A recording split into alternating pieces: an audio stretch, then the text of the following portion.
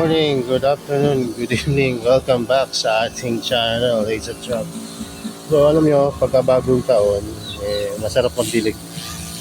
Alam nyo kung bakit? Dahil kailangan nyo rin diligan yan dahil may mga nagpakwitis nung gabi. Kailangan nyo ma-wash out kung sakaring may mga residue na naiwan dito. Hindi nga ako nagkamali, kanina may nakita akong mga retaso ng mga pumutok na kwitis dito sa taas na to So ayan, kailangan nyo i-wash yun. Kasi kung hindi nyo na-wash yun, mangingitim kung saan dumapo yung mga retaso na yun. Kung may mga pulbura pang kasama yun. Ayan, so dilig-dilig lang. Itong pandilig natin, maganda na mag-acquire kayo na ito kung talagang seryoso na kayo sa pagkahalaman. Kasi magagamit nyo rin to. So isang ito yung rechargeable sprayer. Yung tiwala ko na brand ay yung Greenwoods ba ito? Yes, Greenfield pala. Greenwoods, daanan pala yun dito sa amin. Greenfield. Yeah, Greenfield rechargeable sprayer. Greenfield, baka naman. Maganda kasi siya dahil rin nyo, 4 na taon to sa akin magli5 taon na ngayong taon na to. Gumagana pa rin. Uy, puno na pala. Ganyan lang. Ayan. Diba? So hanggang ngayon, ayos pa rin. Ang pinalitan ko lang dyan baterya. Kasi syempre, parang siguro sa loob ng 1 taon, magpapalit kayo once. Pero sulit naman dahil magkano lang rin naman ang baterya. Makakabili kayo na ito 250 to 350 yung battery na maganda-ganda. Tumatagal naman talaga. So malaking bagay siya kasi hindi na kayo bit-bit ng bit-bit ng mga mabibigat na So ito mabigat rin naman to pero ipapatong nyo lang, doon nyo napunuan. Tapos spray lang, hindi na kayo makakalyuhin, papaltusin pala sa paghahawak ng mga squeezer, although exercise yun pero kung marami-rami yung halaman, yung mga ngawit kayo kung kahit yung malaking manual sprayer pa yung gamitin nyo. Nakatry na kasi ako nun so pakangalay eto, ayan, ganyan-ganyan lang, dilig-dilig lang ng ganyan. Kahit bata pwede nyo utusan na magdilig, diba? Educational pa sa kanila at activities maliban sa gadget na kanilang pinawiwilihan. Tapos minsan nagagawa rin namin laruan to, diba? Water fight kami nung nag-iisa kami neto, basaan kami, pagbaba ligo na diba? So ayan, so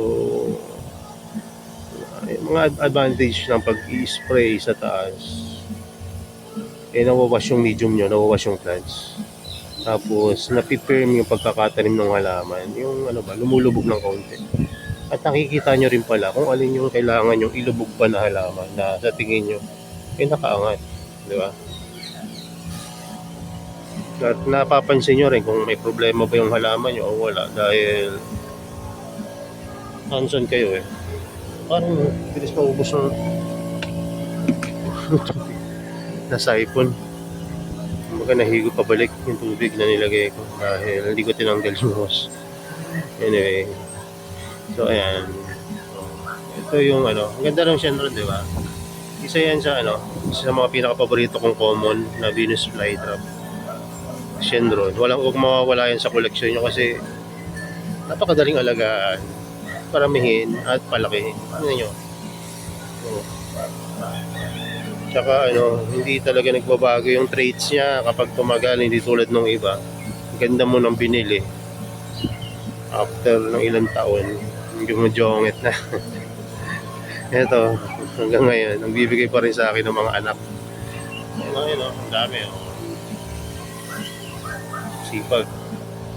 Speaking nung anak, may bumili sa atin ng Akai Ryu nung nakaraan. Inibida sa akin nung nakabili ako. Sir, tingnan nyo yung isang nabili kong Akai Ryu. 5 na. Abang bilis yung parami na. Ang galing yung kamay, tsaka maganda yung ilaw niya.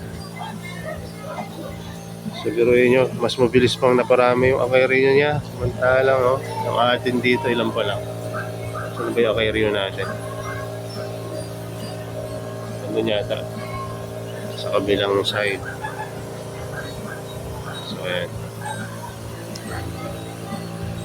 Kasi mag-alaga ng Venus flytrap pagka alam mo na yung basic. Daling magpalaki, magparami, alagaan. So, umpisa ka lang talaga para mangangapat. Normal yun na magtanong ka na magtanong. Kasi sino ba naman yung nakapag-alaga na ng halaman na kumakain at hindi nagre-require ng nutrients pero pagkain, di ba? Ayan. So may mga nangangaral dito sa kapitbahay namin. Panoodin nyo. Ayan, mga ano yan, mga tambay na ano, mga magkakapitbahay, yung mga lalaki nagsusuot ng pambabae, yung mga babae naman panlalaki, baliktad. So masaya itong lugar namin, kaya lang minsan makakapanood ka ng mga drama na live action. Normal naman siguro yun sa mga ganitong klaseng lugar, probinsya at mga rural area. Ayan. So wait lang. Tayo muna natin.